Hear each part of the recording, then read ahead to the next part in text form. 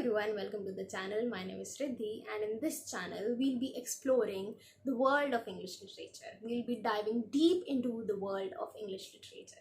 We'll be exploring every aspect of it. We'll be studying it, we'll be questioning it, and most importantly, we'll be enjoying it. Whether it be a drama, a theory, a play, a short story, or a poetry, we'll be studying it all in very simple way. So if you are a curious student or just someone who loves literature or just watching it for the fun purpose, you are at the right place. You will be knowing some great things about the world of English literature. As it is said that English is the ocean and the things we study is just the drop in it.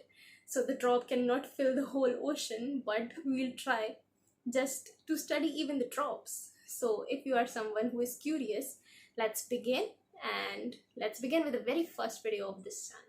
In this video, we'll be talking about the reader response theory, which is the very simple theory that you will study, that I have also studied. So reader response theory basically बात करती है कि हम जब भी कोई text पढ़ेंगे या जब भी कुछ भी पढ़ेंगे तो हमें सिर्फ रीडर से मतलब है, रीडर क्या सोच रहा है और रीडर ने क्या इंटरप्रेट किया है उस टेक्स्ट से.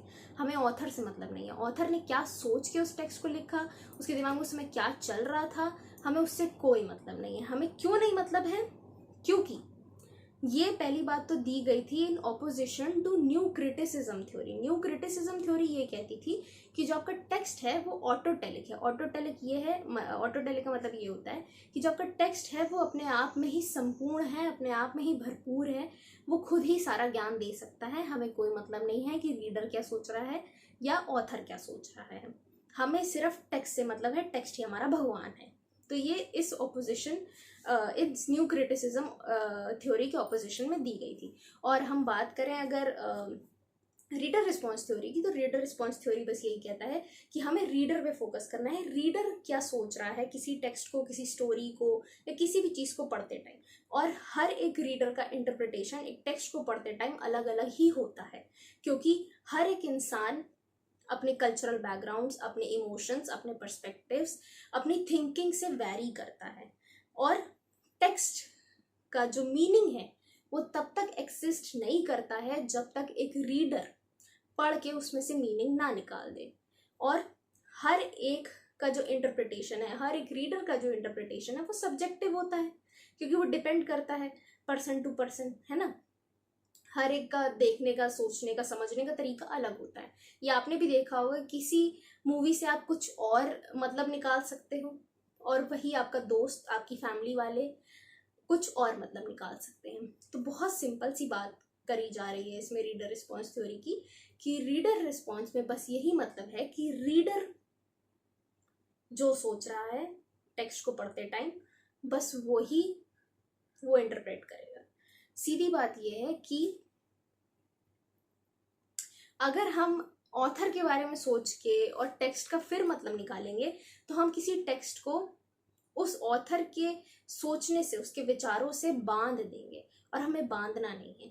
लिटरेचर हमें ये सिखाता है कि हर एक विचार जो आप टेक्स्ट को पढ़ते टाइम ला रहे हैं, हर एक थॉट, हर एक interpretation that you are bringing while reading that text is right. Only you should know how to prove that it is right. So reader response theory focuses on the reader rather than focusing on the author. It says that meaning does not exist until and unless the reader interprets the meaning of the text based on his emotions, his feelings, his cultural backgrounds, his perspectives, anything. It shows the relationship between the reader and the text. तब तक meaning exist नहीं करेगा जब तक reader एक text से मतलब ना निकाल दे. और हर एक का मीनिंग, हर एक का इंटरप्रिटेशन सब्जेक्टिव होता है बेस्ड ऑन अलग अलग फैक्टर्स. और ये दी गई थी in opposition to new criticism theory. और न्यू क्रिटिसिज्म थ्योरी क्या कहती है? न्यू क्रिटिसिज्म थ्योरी ये कहती है कि जो हमारा टेक्स्ट है वो ऑटोटेलिक है, वो अपने आप में ही सब कुछ समझा सकता है, बता सकता है. हमें ना रीडर की जरूरत है ना ऑथर की जरूरत है.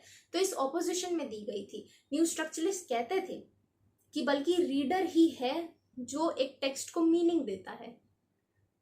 सिंपल. और it was originated in 1960s and 1970s और it was given in opposition to new criticism theory.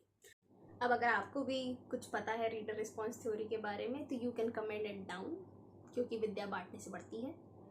And मिलते हैं आपको एक नेक्स्ट वीडियो में बहुत इंटरेस्टिंग प्ले, ड्रामा या किसी भी थ्योरी के साथ। एंड आई होप कि आपको ये थ्योरी समझ आई हो। और ये थ्योरी इतनी सी ही है यार, इसमें और कुछ नहीं है। बस यही कहता है कि रीडर पे फोकस होना चाहिए, ऑथर के बारे में हमें सोचना नहीं चाहिए, वरना हम अपना इंटरप्रिटेशन, अपनी बुद्धि नहीं लगा पाएंगे। हमें अपनी बुद्धि लगानी है किसी भी टेक्स्ट को पढ़ते टाइम, ठीक है। तो ये इतनी सी ही थ्योरी थी और बहुत सिंपल सी थ्योरी है। तो अगर आपको कुछ और पता है इस थ्योरी के बारे में तो प्लीज़ अपनी विद्या का थोड़ा ज्ञान दें और कमेंट में बताएं। तब तक मिलते हैं नेक्स्ट वीडियो में। Bye bye everyone, take care.